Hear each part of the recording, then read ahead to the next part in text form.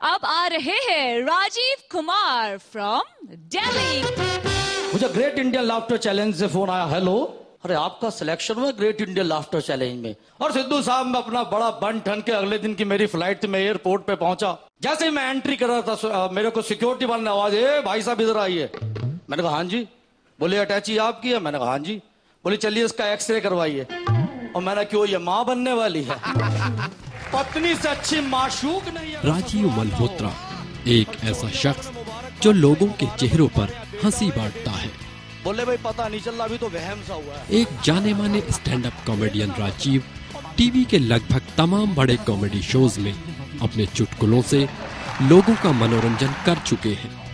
TV के साथ साथ स्टेज शोज और कवि सम्मेलनों में भी कमाल करते हैं राजीव। कहाँ का हाथ लगाएगा? एक उम्दा स्टैंड अप कॉमेडियन होने के साथ साथ एक संवेदनशील कवि भी है राजीव मल्होत्रा।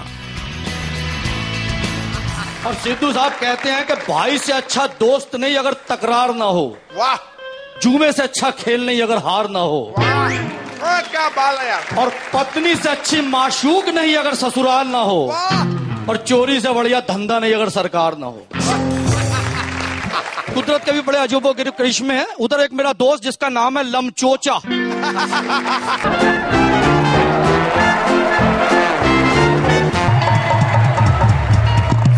बच्चे बड़े प्यारे होते हैं, बड़े भावुक होते हैं, बड़े नाजुक होते हैं। और यूं तो बच्चे देश के भावी कर्णधार हैं। वो अलग बात है कि पति पत्नी के प्रेम के बीच की दीवार है। Please welcome Rajeev Malhotra.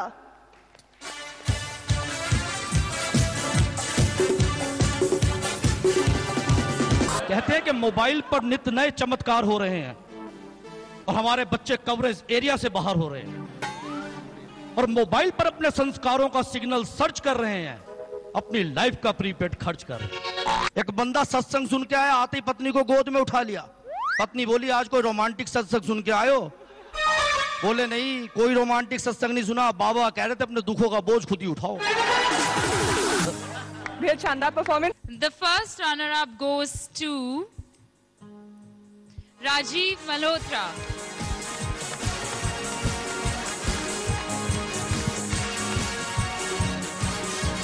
Congratulations, Rajiv. हमारे पास पटाखे ही, पर हमने उन पटाखों से कहा था कि तुम्हें हिंदुस्तान की कसम है हमारी लाज रख ले। तो हिंदुस्तान के नाम में काम में बड़ी शक्ति है और मैं अपने कंटेस्टेंट को कहना चाहूंगा उनमें कोई डूबेगा नहीं। इस मंच के माध्यम से सभी उभर कर आएंगे। क्या बात है, क्या बात है। Thank you.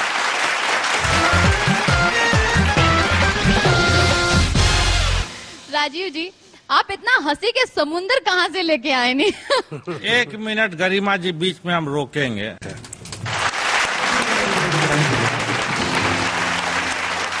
तो कभी गम में रोते हैं और जन्म से लेकर मृत्यु तक समझौते ही समझौते हैं और काटते हैं वही फल जो बीज हम बोते हैं। और कुमार शानू जैसे फनकार कई सदियों में पैदा होते हैं।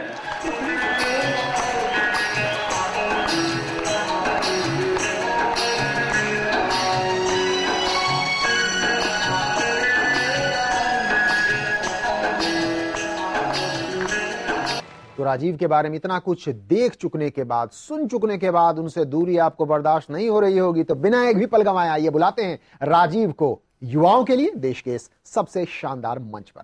राजीव, क्या सोच के मर्द शादी करता? वो ये सोच के करता है इतनी खुशी भी अच्छी नहीं है, अब कर लो शादी। क्या आप शराब पीते हैं?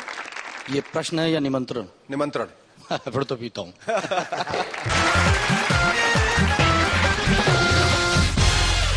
राजीव जी, आप इतना हंसी के समुंदर कहाँ से लेके आए नहीं? एक मिनट गरिमा जी, बीच में हम रोकेंगे।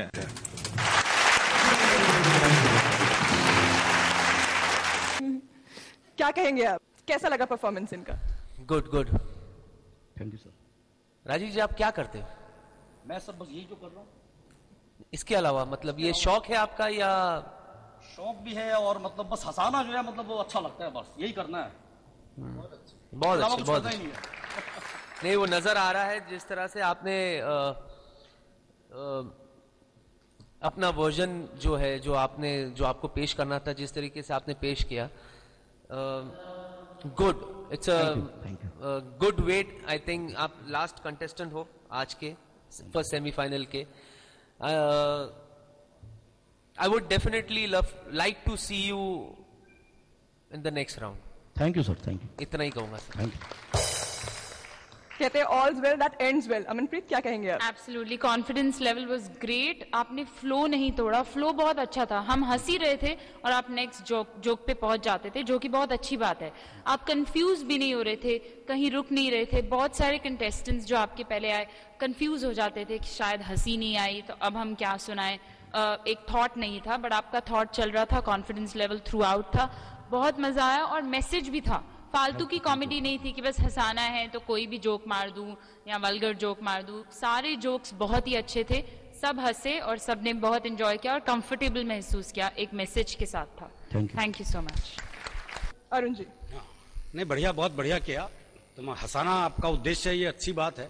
वो किसी शायर का शेर भी है कि या तो दीवाना हंसे या तू जिसे तौफीक दे, वरना इस दुनिया में आके मुस्कुराता कौन है। क्या बात। तो हंसाना तो इबादत का काम है और बच्चों के माध्यम से तो आपने बढ़िया किया ही। और आजकल के बच्चे तो कमाल हैं ही। 1985 के बाद से बच्चे तो पैदा ही नहीं हो रहे, बाप ही पैदा हो रहे हैं।